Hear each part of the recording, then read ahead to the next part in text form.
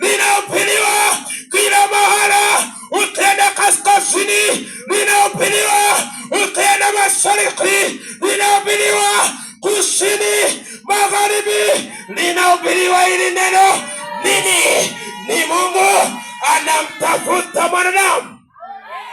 Amen. Mwanadamu ameshapoteza mwelekeo. Mwanadamu ameshapoteza direction.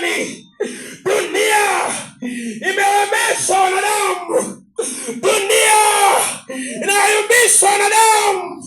Ndiyo maana Mungu akaona ya kwamba si vyema aweze kumtuma mwanawe pekee Yesu Kristo ili ate aokoe ulimwengu, ili ate amwokoe mwanadamu huyu ambaye alipotea katika dhambi, huyu ambaye alikuwa akitenda dhambi. Lakini mwanaume Yesu akasema ya kwamba yuko tayari kulipia deni ili wanadamu tuweze kukombolewa.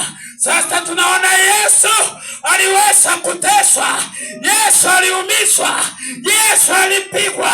Na kuambia Yesu alipigwa vibaya sana ili wewe na mimi tuokolewe. Ndiyo maana unaniona mimi nimeokolewa, kwa sababu huyu Yesu alilipia deni ya dhambi yako. Haleluya, haleluya. Nataka nikutangazie ndugu yangu ambaye bado hujamwamini huyu Yesu, ujio wa Yesu hapa duniani hakuja kuhukumu, hapana, ila alikuja kuokoa kile ambacho kimepotea.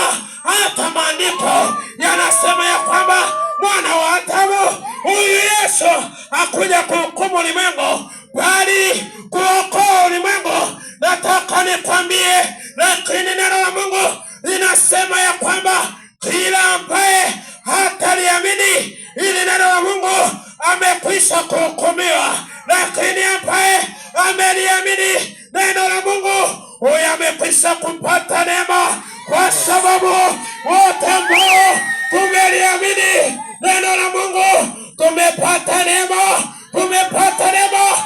Mkutano umepata neema, umepata neema. Ndiyo maana siku ya leo tuko mahali hapa kukuletea habari njema za huyu Yesu Kristo wa Nazareti aliye hai, hiari tukitambua ya kwamba nyakati za hatari, nyakati za mwisho zimekaribia, zimekaribia. Mambo mengi yanayoendelea ya kutisha katika dunia hii, yote haya yanamwita Yesu Kristo.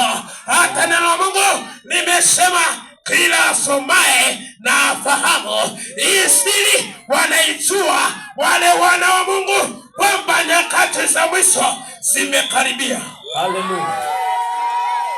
Lakini kama ulijui neno la Mungu, huwezi ukajua kinachoendelea. Lakini sisi tunajua kinachoendelea katika ulimwengu wa sasa, tunajua. Ndio maana tunajitahidi kukimbilia kwa Yesu. Unaona wanakwaya wanacheza, ni kwa sababu wanajua hii siri ya kwamba tukimbilie kwa Yesu, maana ndiko kuna uzima. Ndio maana wanacheza, wanajiachia kwa Yesu, wakitambua ya kwamba yuko mwanaume ambaye wanamsubiri, Yesu Kristo.